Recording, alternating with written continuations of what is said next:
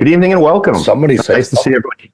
Yeah. Nice to have everybody here today. Welcome to Discovery News. It's the Hanging with Howie show when we are without Howie this evening. He got called away, so we'll hopefully see him again pretty soon. My name's John, DJ John, Boston John, in green tonight, celebrating hopefully a banner night for the Celtics, but in future time we'll have to see what happens. And notice it is 617, home of 617, so there is some connection in the cosmos here. 2008, I think we did this, and it happened to be on the same date. So let's see, fingers crossed. So we're going to do a show tonight.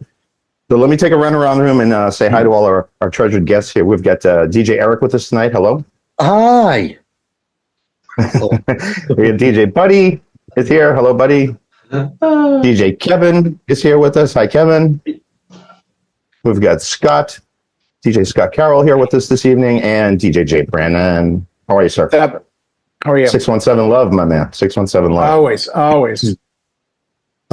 Without Howie being here, and we were tossing around a few different ideas to come up with the topic with tonight, we came up with perhaps giving ourselves some good advice in the past. If you could go back with what you know now and talk to yourself when you were starting out as a DJ, what's a few pieces of advice you would give yourself, that information that you've picked up over the years that would have been a benefit to know when you were just getting started out? Because a lot of our viewers are new. We do have some seasoned people and some people with a lot of experience. And in this room, collectively, there's a ton of experience. So we'll take a few minutes each and just kind of maybe we might hit on some of the same topics, but I bet there's going to be some really valuable information out of this. So we're just going to go in the order as I called you initially, and we'll start things off with I know what Buddy's finger went up for. And before we get started, perhaps we'd like to take a moment to thank our sponsors who are here to sponsor the show. DJ Event Planner, you can take a look at their information. The link is in the video's description. Please visit them and check out their information. Thank you, Buddy. DJ Eric, why don't you lead us off and give us some gold nuggets? Well, I would first say organization would be top priority. Like if I had known that back then, when you first start, you're just eager to get out there and get going and doing it. And then what do? You start learning by your mistakes. And there are a lot of them when you first start. Organization, it has to be right up there when you first start, I believe. Because if you're not organized, it's going to be hell. And it's not going to go well. I'll leave it at that because we got a lot to go around. And then if we got time to go around, we will. Did you mean musically, or maybe more on the clerical side, like having your paperwork and affairs in order? Which you started in the days of vinyl, right? Yeah, vinyl, then cassette, then it wasn't good. It was a big hill to climb. Now it's very easy. So if you're starting out now, it's not gonna. Maybe you won't understand some of our nuggets here tonight. But like if you started out with vinyl, my God, I wish Damon was in the room tonight because he also started with vinyl, and probably still is using it for all we know. But vinyl was difficult, but yet very easy if you understand what I'm saying. You could just grab it and bang, go to track 4, no problem. Now with MP3, you got to find the crate, and sometimes the search makes it easy too if you want something real quick. So I don't know. Organization. What I meant by that, John, was you yourself need to be organized to run any gig. It could be technical. It has to be all of it. You've got to be organized in all aspects of running the gig. And if you don't know what you need to be organized with, good luck. You need to. Right. Well, sadly, that's the thing. You don't know what you don't know. Right. Well, that's the thing. But you learn the hard way, and then you get through it, which we've had shows about that before. Getting yourself out of a pinch, Sure. Yeah. Well, that's a great piece of advice, Eric. Stay organized, stay on top of things, especially if you're going to take on the wedding game, because there's just so much to keep track of. There's a lot of moving parts. That's a whole different animal. From event to event, especially if you got events stacked up in a weekend, you're doing 2 or 3 different couples. There's a lot to try to keep straight. That's you don't want those kind of errors showing up on in the interwebs. Buddy, why don't you give us a couple here?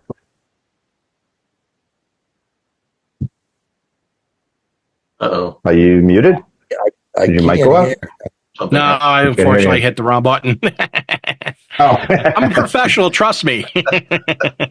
He's not Yes, yes. organized. He's not all organized. right. Take us I'm from the top. organized. Take two. Take two. I definitely would have to say to build upon Eric a little bit. Organization, I think, is very strong. Not just paperwork wise, music wise, equipment wise, so forth, so on.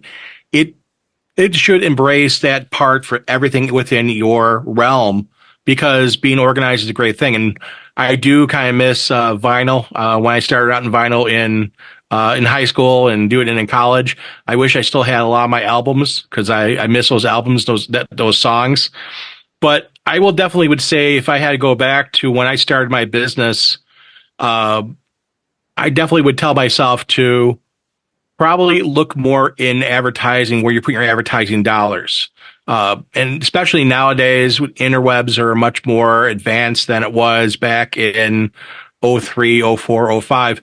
The internet was there. Internet was very popular, just like it is now, but it's a little different. And I would definitely say, where you put your money at for advertisement, always look at what you're doing. And I'm one of the DJs who started when I started my business. I was on Craigslist. I was on those sites like that, because that was, at the time, a place where you could actually get some good business and good leads. But as you grow, you learn, like, hey, you know what? I'm not I'm not this, I'm not that.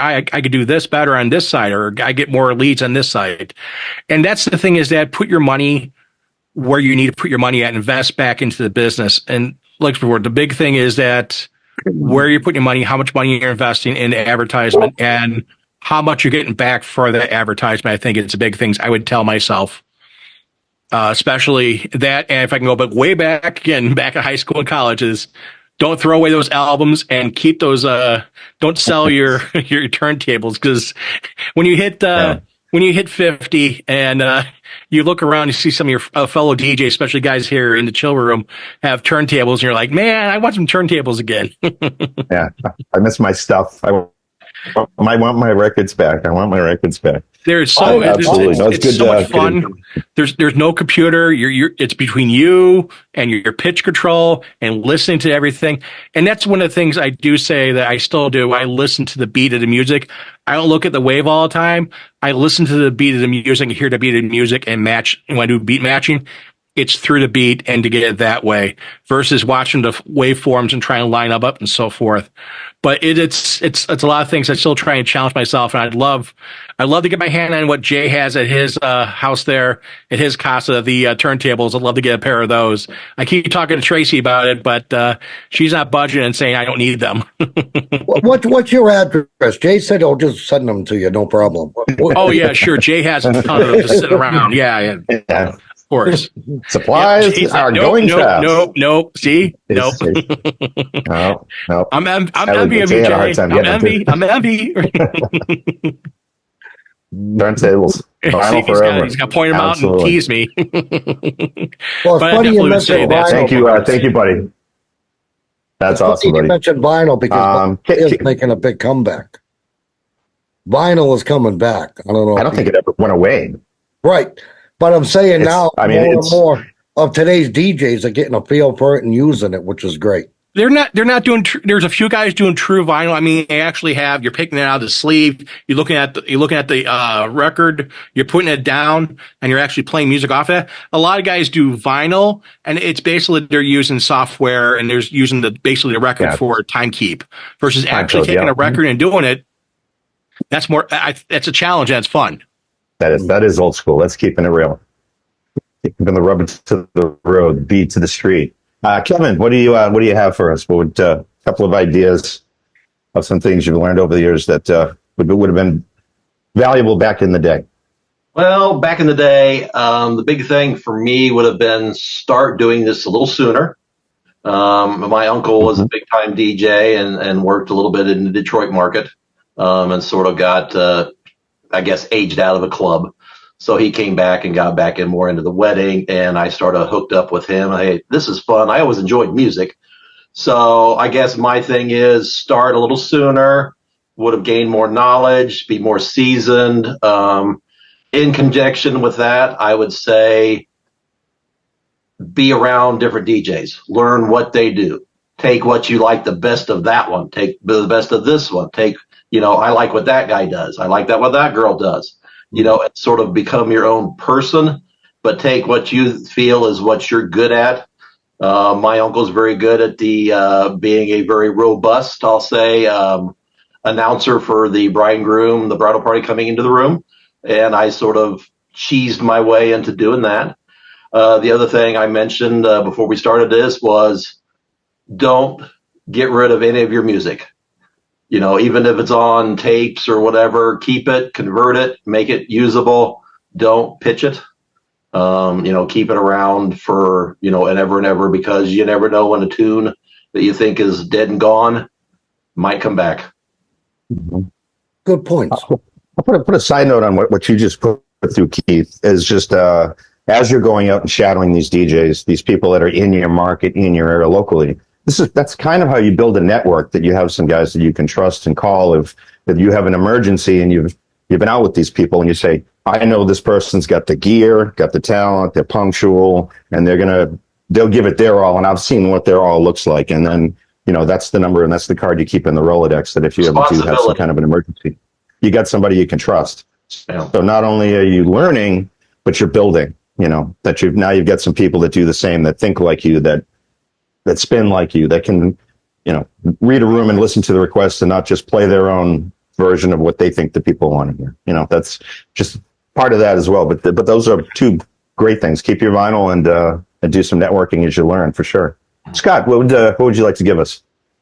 Well, I've been at this thing so long and it's not funny. I should have been on the History Channel. Gosh, I started. I heard you killed it at the Last Supper. Yeah, I did. That was good.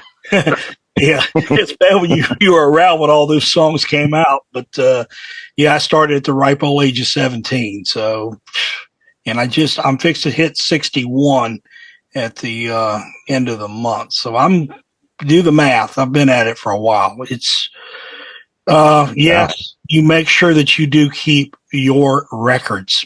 I refer to them as records. Vinyl's something that goes on a house, but keep your records. If you've got Technique 1200s, you better hold on to them. I just had mine worked on. There's a guy here in Florida that does them. He used to be out in California. And I'm trying to think, DJ Henry or something like that. He's out from California. He does a real good job at them. But I would say, going back, marketing. We did not have the marketing that we have now. We just didn't. You put an ad either in the paper or in an advertiser. Yeah, like want ads or something. Yeah. You want a DJ, call us now. Boom. And that was what we went with. Or you were with an agent. I worked for a lot of agencies back in the day because you just weren't able to get them on your own. Especially I was down in Miami, but I'm up here in North Florida now, but I was back in Miami and I was working clubs and mobile DJing too. So I was burning candles at both ends and doing radio. I started in radio and then went to mobile DJing. I did not start. Mobile DJing was an accident. Nobody wanted to do it because they had to haul records everywhere. They didn't want to do that. But getting back to the topic, being more marketing and getting what I wish we had what we have now. It's so much easier as far as being able to put it all together. A website, something to be able to pull it together. I call it the search mobiles of weddings, being the moguls that they're able to put together. Yeah, they're expensive, but you do get some return out of them. And just being able to do that, mentorship was really important to me back then. I did not know everything. I still don't know everything. But part of that, what I would say to draw back that length of time, because I was going from CD to MP3 20 years ago. We were changing over. We were going from vinyl to CD into MP3. I had worked for a multi-op company. They wanted everybody to be digital. The problem is some guys went out, I got this, and had hard drive failure. Or they were old desktop using Windows 98. We started out with Windows 98 using PC DJ, and they failed. And if you didn't have no CD, you were stuck. You were out there with a boat without a paddle. And I seen that. I'm running to go give them CDs. I said, why didn't you bring your CDs with you? Well, man, this ain't work great at the house. I said, Yeah. it usually It fails doesn't. when you get it out and try to work with it. But all That's those it. things It's never going to break when you don't want it to. Yeah, but wheeling into that, I believe the marketing is really, I missed the boat on that. I really did, because I was too busy concentrating on putting the needle on the record back then. And that's what we did. We weren't, you paid people to do that for you, and it got expensive. But that's where I would say that I would really, if I had to do it back again and come back into view on that, I would say that's where I would want to be at, is the marketing aspect of it. So you were fortunate in that you were a lot of different places, so you had exposure, which is hard for people just starting out. To get that first gig, to get the ball rolling, once someone can see you play, then the word gets out. Then we did these live remotes. Well, we did these live remotes in radio, and people will come up to you, and this was in 84, 85. Hey, I'll pay you $400 for 3 hours if you come out and play. And I started booking these things right and left through the radio station. I paid for my gear. In less than a year. And 1200s were $400 for the turntables and another 100 for the Stanton ELIs that you had to buy with it. And and the GLI mixer was probably $400 or $500. I had a friend of mine, I bought a Uri mixer off of him and paid almost $500 for it. And people don't even know what that a Bozak or a Uri mixer is. They have no idea. And they weren't crossfaders. You didn't have all that. You had pots, and you could feel the mix better with them. And we used all that. People look at me when I go out with vinyl now. Why do you keep looking at the record? I said, I'm trying to find the break. I'm looking for the break in the daggum record. Sometimes like speaking a different language. Sometimes you could see it in the grooves, though, if you look. Yeah. Well, and I just put it up there. Yeah. Okay, there it is. Most of the time I knew where it was at. I had played the thing enough to where I knew where it was at, and I could look at it and see and read the crowd. And our thing with the clubs was, you know what I'm saying, get them out there, get them hot, get them sweating, play something crappy, get them back in again. That was our whole emphasis back then. But that's my view on it.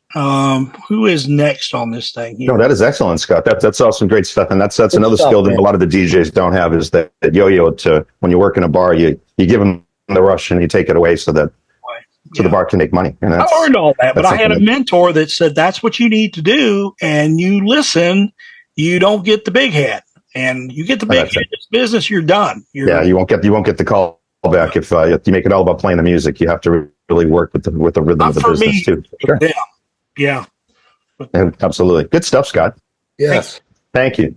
Over to Jay with us. Jay, have you been thinking about a couple of things to share with us? Yeah, it's funny because this is the time of the year that I really kind of shut everything down and just focus on what I have in front of me.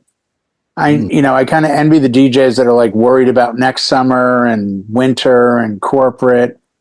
And it's busy enough that I think you deserve, or I think your clients deserve, everything you have to offer for every event. And I can't plan my 2025 summer when I'm in 2024. So, I slow things down a bit at this time of the year, and I just focus on the gear and the clients. Because I can't do a Thursday, Friday, Saturday, Sunday event, or Friday, Saturday, Sunday if the gear starts getting squirrely. Last week I had 6 events last week, and the biggest focus was the gear. It was double checking the gear, making sure the gear is good, checking it at home. I didn't look at anything else. And I think that that's essential at this time of the year because, you could spend, Buddy was saying just numbers that just blow my mind, to advertise on 2 sites, you could be dropping, sounded like we were talking about almost $4,000 a month. And I'm sure if, you're getting the traffic and you have someone curating it, that's great. But I certainly don't have the time to run $4,000 worth of marketing every month and do the events. Because at this time of the year, I'm getting those calls and emails and texts Monday through Friday for the weekend.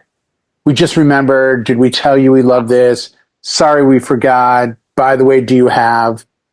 I can't say to somebody, oh, sorry, I missed your text 2 days ago. I was planning my marketing strategies for 2025. So I understand that everyone does their things differently. We had a thing earlier that didn't make air.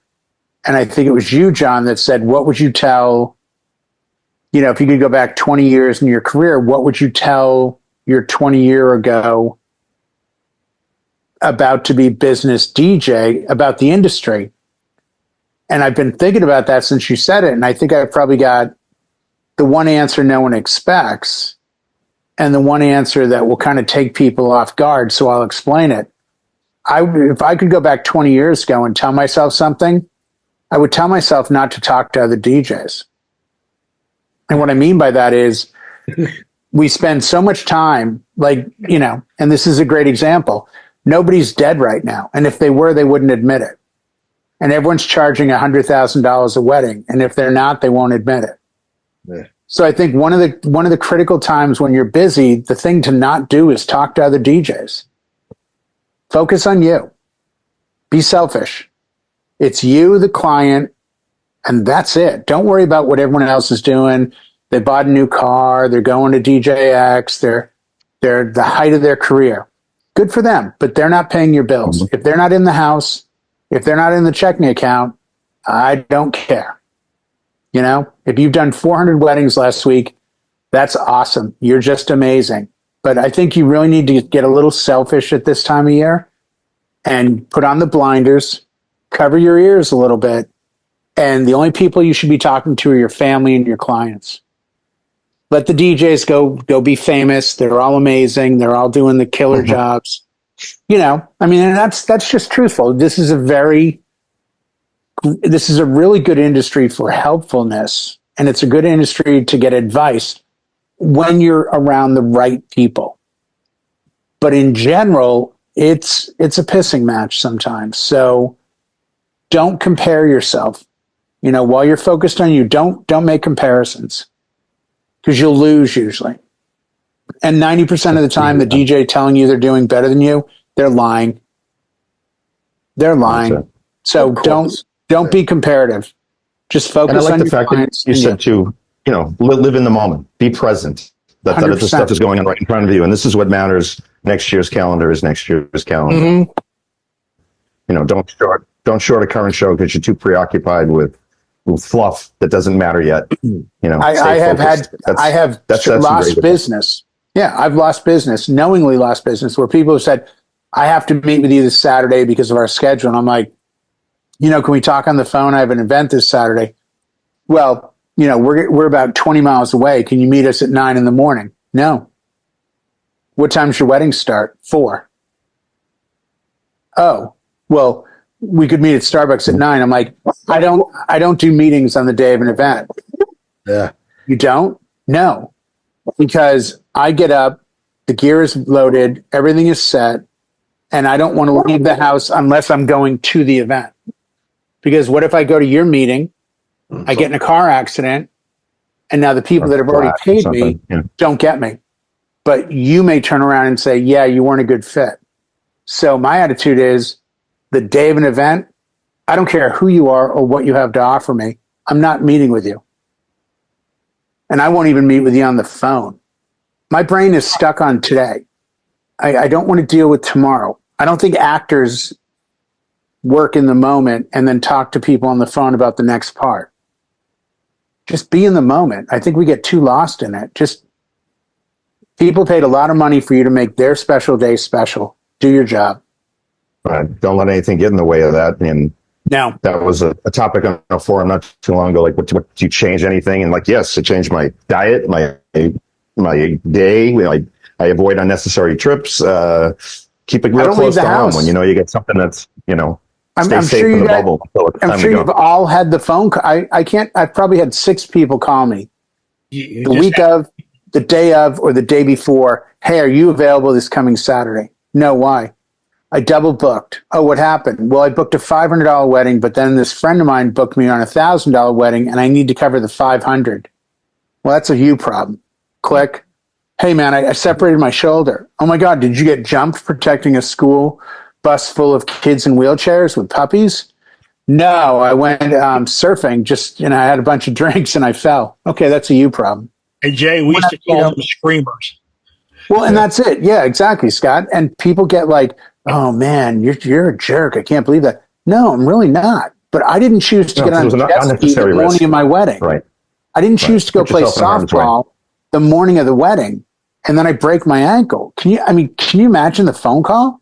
Hey, yeah, I'm really sorry. Remember I talked to you last night. Everything was cool at 11 o'clock. Everything was good. Yeah, I got up and I played softball this morning, and I broke my ankle, and I can't do your wedding. Yeah, I have done those weddings where I've had to show up and I meet the bride's father, and he's over there looking at me. You better do a good job. You talk about the heat is on. Oh, my goodness. Scott, you want the heat is on? I had an officiant not show up at a wedding, and the ex-Marine father at about 6'3", 280 came up to me and said, "You're ordained?" I'm like, well, yeah, technically. I mean, I can technically. He goes, "You better do this wedding." Ooh, ouch. And he walked her down the aisle shooting daggers. He wasn't mad at me. He was just mad at the world, and I was part of it. And I did a good job, and everyone was happy, and they had a good party, and they're still married, and they got 3 kids, and life is good. But at that moment, I guarantee, and he said on a phone in front of me, "Hey, I'm really sorry I'm running late. I can't believe the traffic, this and that." And he said, "If you show up, you will leave in a bag." Wow. It's not looking good for you. And he said that to an ordained, like a pastor of a church. Ooh. What do you think he's going to do to Johnny DJ over here? Come on. Yeah, I'm not going to blow smoke and be butterflies and flowers, guys. This is a time when you got to buckle down and understand your role. And your role is to make someone stay special. And in order to do that, you got to focus on you. Be healthy. Don't do stupid stuff. Don't listen to other people. If they're not doing the gig with or for you, their opinion doesn't matter. Just doesn't. There you go. Yeah. That's all great stuff. Good stuff, Jay. Good stuff. Excellent. All right. I guess I'm the closer here, so I'm going to give us a couple of things to wrap it up. Being ready to go the extra mile, like stepping in and doing that ceremony, Jay. That's kind of where I'm coming from. Is when you start out, you take just enough gear to survive, but then you realize there's always things that can unfold that you just need to go an extra step. So when you pack and load up for gigs, take the extra step. In this day and age, if having the extra cord, the extra cable, the extra, yes, I can plug your phone in, or yeah, the hard drive went down, but I got another one right here, don't worry about it. Just the precautionary stuff you can do to make sure that the show must go on. And the little steps you could take. And that's what I would tell old me is bring the extra 50 foot of XLR, because maybe you don't like the way the speaker sounds where it is and you want to throw it 50 feet further away. Bring the extra mic cable, bring a second mic. You don't have to bring a replication of your entire rig, but the stuff that matters, the critical pieces like cables, USB A to C, have a bunch of those, just so that if something catches you off guard, or a case, a wire gets closed in a case and crimped and doesn't work again, you've got a backup there on site and you're prepared. And that's the element of being professional in this business, is that nothing surprises you that you can't fix on the fly, that you can't MacGyver your way out of a situation. Whether it be, having DJ software on a tablet that if you have an issue with the controller, you can still limp your way through the gig and finish to the finish line proudly and say, I was able to do this. It makes sense to bring a second laptop. These these peripherals, they fail for no reason. They fail because they feel like it, because it's been out in the sun for 1 minute too long and it thermaled. These are the things you can prevent and have the extra stuff with you to make sure that you're not put in a situation where you can't complete the task at hand.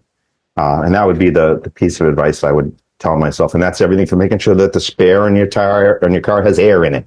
And you leave them with a full tank of gas in case every gas station is closed between here and the gig because you thought you would have had time to stop. You have to get gas and batteries and everything from a store the night before. There's nothing worse than that day of rush and you look down and there goes the light and you're like, I admit stupidity. I've done it a few times. Yeah. Now, full tank the night before. There's nothing worse than that feeling. Yeah, great call, John, on that. Well, It's just I it's ran out of gas coming back. Yeah, coming back, it's a different story. But when you go into the gig, you think the gig through one step further. Like we just did a corporate one, and then we were told to bring a laptop because we were doing a projector. So I get the laptop and I get everything. I leave. I'm about a half a mile down the road. I said, you know what I didn't take? I didn't take a 3.5 to an XLR because I bet you dimes to dollars that presentation is going to have a slide with audio in it. And I got no way of getting that to the board if I don't have that cord with me. I went back and got it. Sure, then you know what? That's what they needed. And I had it with me because I just thought that one extra step further saying, this could lead to something that I don't want to look like I'm not prepared. Even though they didn't ask for it. It wasn't on the paperwork. That's just the type of things that you prepare yourself for. And I think that and the culmination of all that data that we just went through, all those great ideas and great tips, I think just help, separate us from the 295 for 3 hours Craigslist guys. That's what gives the vote of confidence that this is a team of some highly professional, well experienced pros. So great to have you guys here, and want to thank everyone for tuning into the show. Hopefully we'll see Howie back next week. Thank you for watching. Be sure to hit like and subscribe to the channel, and we'll see you next time. Go Celtics. John, Oh. before you go, it's not just you, and I feel bad. You get the green there for the Celtics, and they get the playoff tonight. And here I am wearing a Patriot shirt, but I can fix this. Hold on. No Celtics. Oh, there you go. Perfect. Just like they sell in the pro shop. Absolutely.